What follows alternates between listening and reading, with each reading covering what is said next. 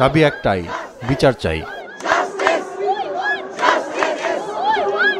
কলকাতার হাসপাতালে চিকিৎসককে ধর্ষণ ও হত্যাকাণ্ডে প্রতিবাদের ঢেউ লেগেছে গোটা ভারতে।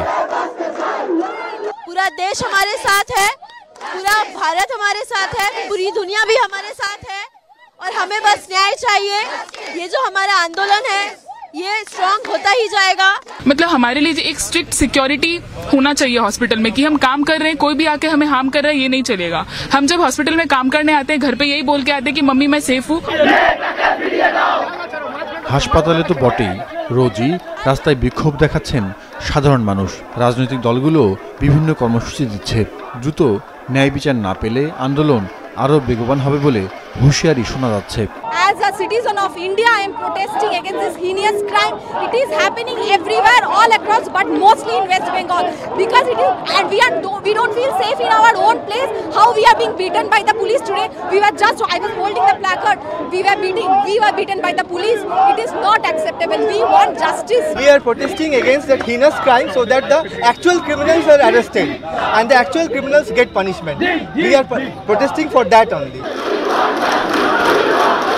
এমন পরিস্থিতিতে আইন শৃঙ্খলার অবনতি ঘটতে পারে এই আশঙ্কা করছে কেন্দ্র সরকার। তাই রাজ্যগুলোর আইন শৃঙ্খলা পরিস্থিতি সম্পর্কে সজাগ স্বরাষ্ট্র মন্ত্রণালয়। প্রতি 2 ঘন্টা পর পর এ বিষয়ে রিপোর্ট চাওয়া হয়েছে সব রাজ্য এবং কেন্দ্রশাসিত অঞ্চলের কাছে। গেল 9 আগস্ট আরজিকর হাসপাতালের জরুরি বিভাগের 4তলার সেমিনার রুমে রক্তাক্ত অবস্থায় উদ্ধার হন ওই নারী চিকিৎসক। তার মরদেহে অসংখ্য জখমের চিহ্ন ছিল।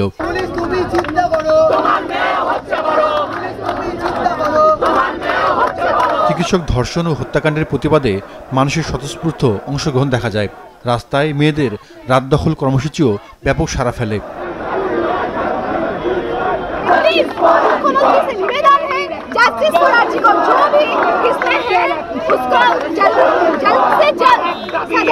এর মাঝেই গত 14 আগস্ট একদল দুষ্কৃতিকারী আরজিকর হাসপাতালে ভাঙচুর করে।